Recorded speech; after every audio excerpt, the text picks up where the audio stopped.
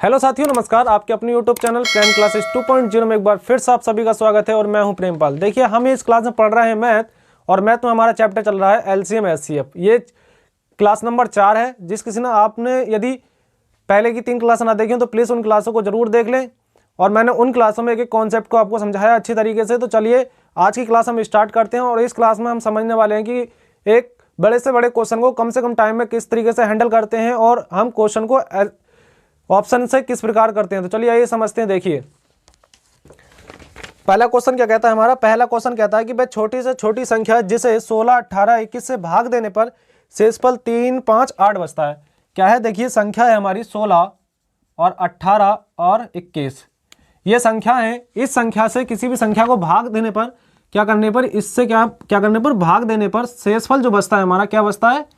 शेषफल जो बचता है वो बचता है 3, 5 और 8। कितना बचता है? 3, 5, 8 क्या बचता है? शेषफल बचता है। ठीक है, 3, 5, 8 शेषफल बचता है। उसके बाद में अब हम इसका ऑप्शन लिख लेंगे। देखिए, ऑप्शन ए लिखेंगे हम। ए है हमारा 1021, ठीक है, और बी ऑप्शन है हमारा 1008 और सी ऑप्शन है हमारा 995 और डी ऑप्शन है हमारा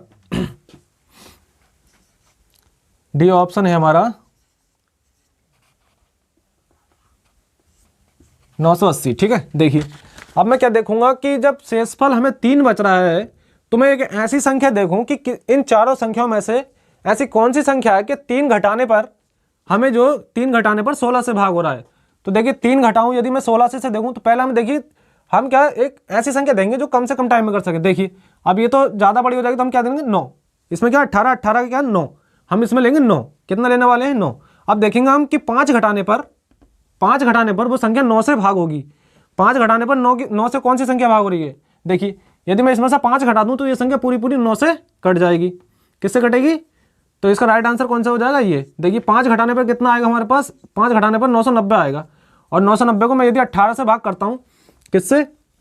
18 से भाग करूंगा तो देखिए 18 पंजे कितना होता है? 90 और 18 पंजे कितना होता है? 90। ठीक है, तो ये 18 से भाग हो गया। अब देखिए और चेक करते हैं। चलिए, क्या पता और दूसरा हो, तो अब चेक करते हैं। देखिए, अब कह रहा है 16 से भाग करने पर 3 शेष बचना चाहिए। 16 से मतलब कहने के या तो यहाँ से कर लो या फिर ऐसे कर लो कि 3 घटाने पर 16 से पूर्णतः विभाजित होना चाहिए। तो ये कितना है? 992। ठीक है, मैंने 3 घटा दिया इसमें से। ठीक है, अब देखिए 16 से 16 पंजे 80, 16 छक्के कितना होता है? 96। 16 छक्के 96। यहाँ कितना बचा? 3 और ये कितना? 2। 16 दूनी कितना होता है? 32। तो इसका मतलब ये संख्या 2 से भी 16 से भी कट गई और 18 से भी कट गई तो 21 से भी संख्या कट जाएगी। तो इसका राइट आंसर कौन सा हो जाएगा? ये। तो देखिए, हम इस बड़े से बड़े सवाल को यदि मैं ऐसे करें तो आप पता है इस लॉन्ग किस तरीके से करेंगे। देखिए, पहले क्या करेंगे? पहले इनमें 3 में से घटाएंगे। ठीक है, फिर इनका एलसीएम निकालेंगे। फिर इन तीनों का घटाने पर कितना आएगा? तीनों को सेम आएगा, 13 आएगा। फिर 13 को उसमें जोड़ेंगे। इस प्रकार से उसे करेंगे तो आपको जो मेथड पढ़ने वाला है बहुत लॉन्ग मेथड पड़ जाएगा। ठीक है, तो मैंने आपको इजी तरीका बताया कि इसे किस तरीके से करते हैं। चलिए इसके बाद नेक्स्ट सवाल करते हैं। देखिए, नेक्स्ट सवाल हम किस प्रकार करेंगे।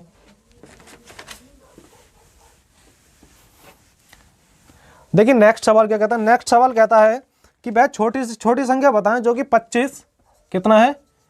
25, 40 और 60 कितना है? 25, 40, 60। 25, 40, 60 से भाग देने पर हर एक बार इससे यदि मैं किसी भी संख्या को भाग देता हूं तो शेष जो बचता है वो हर एक कंडीशन में 7 बचता है। यदि इससे किसी भी संख्या को भाग दूंगा तब भी 7 बचना है, इससे दूंगा जब भी 7 बचेगा और इससे भाग करूंगा तब भी 7 ही बचने वाला है। ठीक है, तो देखिए अब हम क्या बात करते हैं। इसके बाद देखिए इसके ऑप्शन लिख लेते हैं। क्या लिखेंगे इसके ऑप्शन? ए ये हो जाएगा, इसके बाद बी जो हो जाएगा ये हो जाएगा 553, 93। ठीक है, ये बी हो जाएगा हमारा।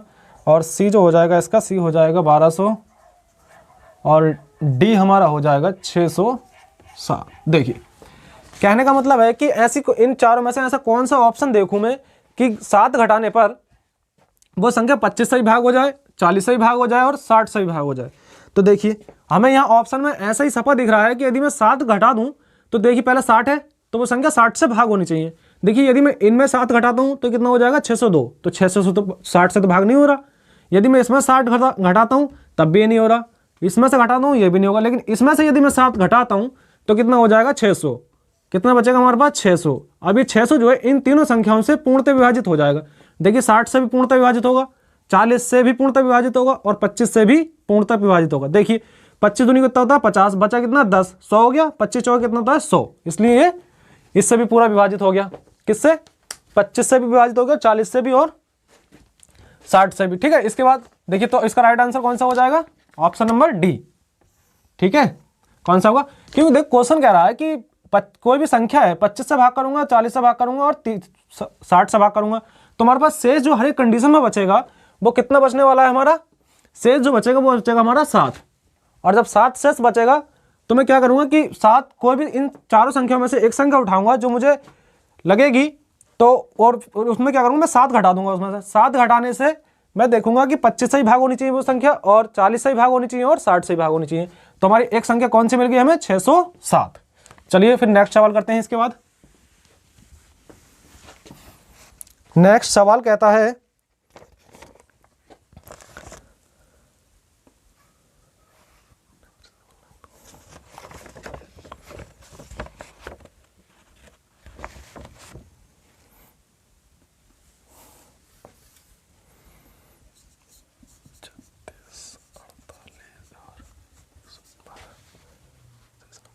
देखिए यह संख्या, अब इसके बाद और इसका ऑप्शन लिख लेते हैं।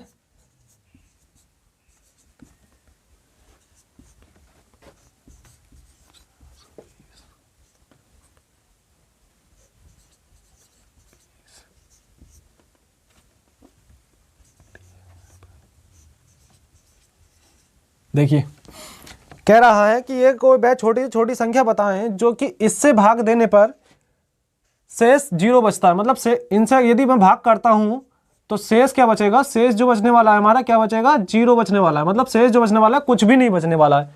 ठीक है, क्वेश्चन कह रहा है कि ये जो संख्या दे रखे हैं यदि इनमें से ऐसी, इन चारों में से ऐसी कौन सी संख्या है जो कि मैं इन चारों संख्याओं से भाग करूं तो उसका जो शेषफल आएगा वो 0 आने वाला है। ठीक है, तो चलिए चेक करते हैं। देखिए पहले मैं क्या देखूंगा? पहले मैं देखूंगा 9। क्या है कि जो भी ऑप्शन आना चाहिए वो 9 से भाग होना चाहिए। किससे भाग होना चाहिए? 9 से। तो देखेंगे 9 से क्या ये भाग हो रहा है? नहीं। देखिए 9 का रूल क्या कहता है? 9 का रूल कहता है कि संख्याओं के अंकों का योग जो है वो 9 से भाग होना चाहिए। ठीक है, तो क्या ये नहीं, तो इसके अंकों संख्याओं के अंकों का योग कितना है? 8। इसका कितना है? 6, तो ये भी 9 से नहीं हो रहा। इसका कितना है? 3, तो ये भी नहीं हो रहा। और इसका कितना है? 8 और 1 9, तो ये कितने से हो जाएगा? इसका राइट आंसर कौन सा हो जाएगा? ये हो जाएगा। ठीक है, देखिए अगर आपको विश्वास ना हो तो चलो मैं करके दिखा देता हूँ। देखिए आपको ले लेते हैं हम 48। ठीक है, 48 1008 कितना है? 1008। ठीक है, देखो 48 दूनी कितना होता है? 48 दूनी होता है 96। कितना होता है? 96। 48 दूनी हो जाएगा 96, बचा कितना हमारे पास? 4 और ये 8, तो 48 कम कितना होता है? 48। देखिए ये पूरी कट गया। देखिए पहले हम देखेंगे इन अंकों में से 9। अब देखिए अगर 9 दूसरे में होता तो हम क्या करते? हम इसमें देख लेते या फिर इसमें देख लेते। ठीक है, देखिए इसमें क्या है, यदि मैं इसकी बात करता हूं,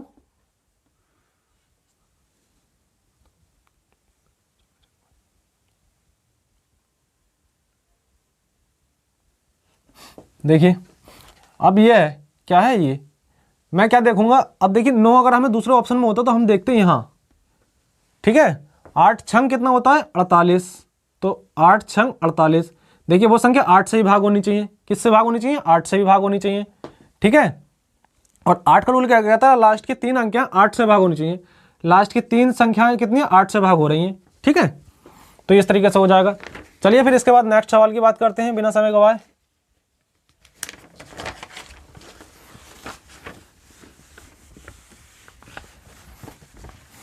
देखिए इसके बाद हम बात करते हैं, देखिए इससे चलिए मैं आपको समझा देता हूं कि किसी भी, देखिए दो संख्याओं के अंकों का योग, 2 संख्याओं के अंकों का योग कितना है? 800 व 528। उनका जो HCF है कितना है? HCF जो दे रखा है वो दे रखा है 33। कितना दे रखा है? 33।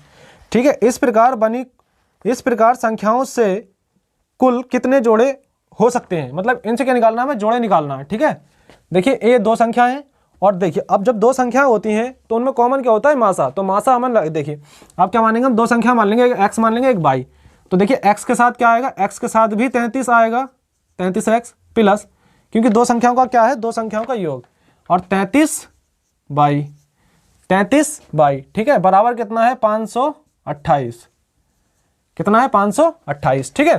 देखिए 33 क्या ले लेंगे, 33 ले लेंगे कॉमन, कितने ले लेंगे 33 ले लेंगे कॉमन, और हमारा कितना हो जाएगा 528, ठीक है। अब देखिए जो यहाँ आता है, जो दो संख्याओं के गुणा में आएगा वो कहाँ आ जाएगा, इसके नीचे आ जाएगा, ठीक है। तो इसके नीचे 33 यहाँ लिख देंगे, ठीक है।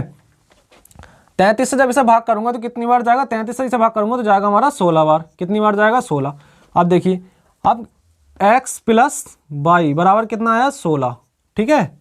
अब ये जो आया है इससे हमें बताना है कि कितने अभाज्य युग्म बनाए जा सकते हैं, जोड़े बनाए जा सकते हैं। तो देखिए चलिए बनाते हैं। देखिए एक हम लिख देंगे 1 और 15, ठीक है, बनाने कैसे हैं अभाज्य, ठीक है। एक हम लिख सकते हैं 7 और 9, ये भी लिख सकते हैं, ठीक है। एक हम लिख सकते हैं 8 और 8, ये भी लिख सकते हैं, ठीक है। जोड़ का हमें कितना लाना है 16। दूसरा हम लिख सकते हैं 2 और 14 भी लिख सकते हैं, लिख सकते हैं, नहीं बिल्कुल लिख सकते हैं 2 और 14। इसके बाद देखिए, इसके बाद हम लिख सकते हैं, इसके बाद लिख सकते हैं 6 और 8, ठीक है। उसके बाद हम लिख सकते हैं 5 और 11, देखिए 1, और इसके बाद 2। इसके बाद हम लिख सकते हैं 3 और 13, कितना लिख सकते हैं 3 और 13, ठीक है, कितना लिख सकते हैं 3 और 13। इसके बाद हम लिख सकते हैं 4 और कितना बनाना है हमें 16, 4 और 12 लिख सकते हैं, ठीक है, 4 और 12 लिख सकते हैं। 5 और 6 लिख सकते हैं, 6 और 6 और 8 लिख, नहीं सॉरी 8 नहीं, हाँ 6 और 10 लिख सकते हैं, ठीक है। 7 और 9 लिख चुका हूं मैं, 8 और 8 लिख चुका हूं, ठीक है। ये जोड़े बनेंगे। अब बताना कैसे हमें अभाज्य, तो देखिए 1 2 3 और 1 4, तो कितने अभाज्य जोड़े हैं 4, तो इसका राइट आंसर कितना हो जाएगा 4। जोड़े कितने होने वाले हैं इसके, जोड़े होंगे हमारे पास 4। चलिए तो आइए एक और नेक्स्ट सवाल की बात करते हैं। नेक्स्ट सवाल क्या कहता है,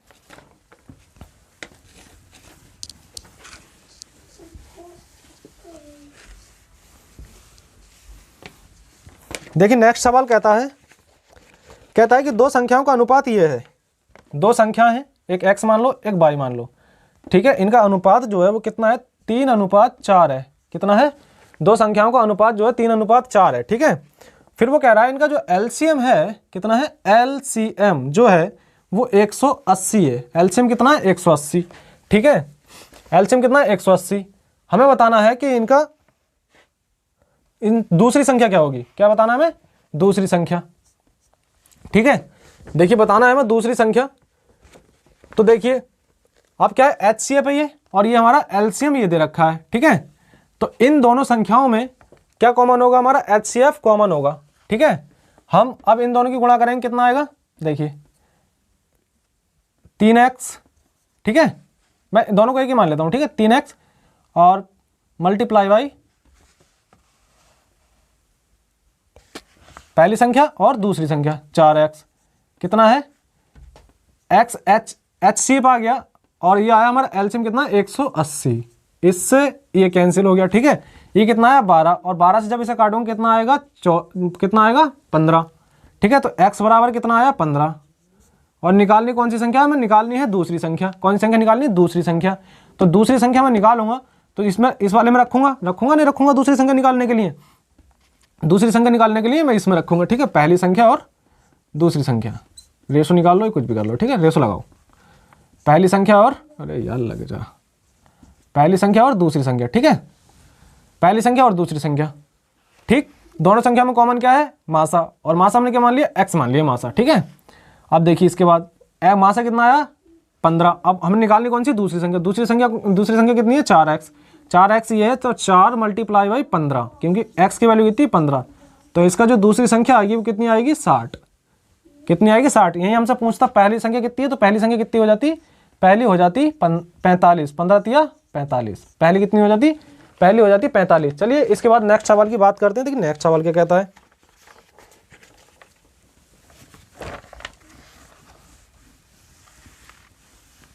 देखिए मैं आपको बता दूं, एक जब कभी हम एलसीएम को एचसीएफ किससे जब कभी हम LCM को HCF से भाग करते हैं तो हमें मिलता है x और y। मतलब कहने का है कि पहली संख्या और दूसरी संख्या लिखी है, पहली संख्या मल्टीप्लाई बाई दूसरी संख्या। ये चीज़ याद रखें आप, ठीक है, ये चीज़ आप याद रखें। और देखिए जब LCM हम निकालते हैं, क्या निकालते हैं, LCM, क्या निकालते हैं, LCM, तो हमें क्या मिलेगा, HCF और मल्टीप्लाई पहली संख्या मल्टीप्लाई बाई दूसरी संख्या। ये दो चीज़ें आपके समझ लिए। आपने ज़्यादा से ज़्यादा सवाल अगर इस टाइप के आएंगे तो इस टाइप से आ जाएंगे। तो मैंने आपको बताया कि किस प्रकार से ये फॉर्मूला आप याद रखें। ये चीज़ जो है, ये दोनों आप लिख ले, ये बहुत ही महत्वपूर्ण चीज़ है जो मैंने आपको बताई है आज, ठीक है। तो चलिए देखिए, इसी से संबंधित अगर एक आध सवाल होगा तो मैं आपको कराऊंगा आज। चलिए फिर इसके बाद बात करते हैं।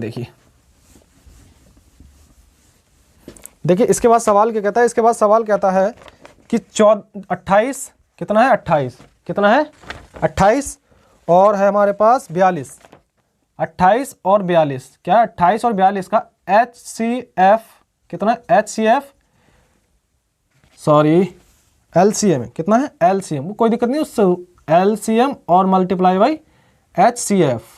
क्या बताना है, इनका अनुपात बताना है। क्या बताना है, इनका अनुपात। तो चलिए बताते हैं फिर इनका अनुपात। देखिए यदि पहले मैं निकालता हूं इन दोनों का LCM, क्या निकालूंगा, LCM, क्या निकालूंगा मैं इनका LCM, तो LCM कितना आएगा, इन दोनों का LCM आएगा 84। देखिए 28 तिया कितना होता है, 84। देखिए कैसे निकाला, 8 तिया कितना होता है, 24, 24 के 4, 8 दूनी 3 दूनी 6, 6 और 2 कितना होता है, 8 तिया 24 हो गया, हासिल के 2, 6 और 2 कितना होता है 8, तो 84 इसका है, और 42 दूनी कितना होता है 84। तो इनका जो LCM आएगा वो कितना आएगा, 84। LCM कितना आएगा, 84। अब बात करते हैं HCF की, और HCF वह होता है जो बड़ी से बड़ी संख्या जो दी हुई संख्याओं को पूर्णतः विभाजित कर दे। तो इन दोनों में ऐसा क्या है कॉमन, इन दोनों में जो है 14 है। देखिए 14 दूनी 28 हो जाए, 14 तिया 42 होता है, तो इन दोनों में क्या है 14। तो HCF कितना आएगा इसका, 14, ठीक है, HCF इसका 14 आएगा। 14 से जब मैं इसे भाग करूंगा तो यहाँ एक बार जाएगा, और 14 पंच 17 और 14 छंग 84। तो LCM और HCF का रेशो कितना हो जाएगा, ये हो जाएगा, ठीक है। चलिए इसके बाद नेक्स्ट सवाल की बात करते हैं। देखिए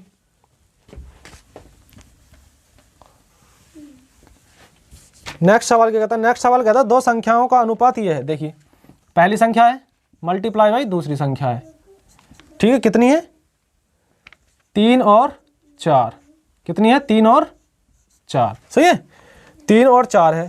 और इनका HCF कितना दे रखा है, HCF दे रखा है हमें 4, HCF 4 दे रखा है, हमें निकालने का LCM, क्या निकालना, LCM, ठीक है।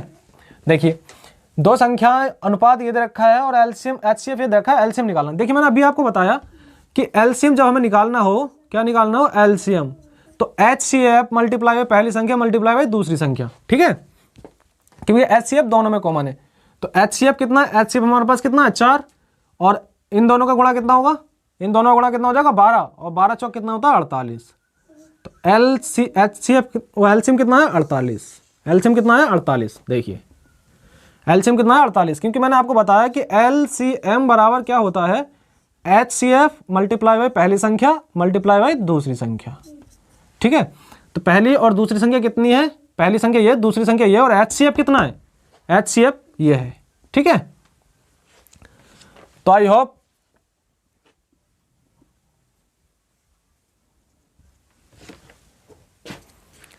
चलिए तो फिर आज की क्लास हम यहीं रखते हैं। तो आई होप मैंने जो आपको ये सवाल कराए हैं आप ये सवाल ज़रूर करेंगे, और मुझे विश्वास है कि मैंने जो सवाल इस तरीके कराए हैं तो आप इसी तरीके से सवाल करेंगे। देखिए यदि आप इसी तरीके से सवाल करते हैं तो कम से कम टाइम में आप ज़्यादा से ज़्यादा सवाल करने की कोशिश करेंगे।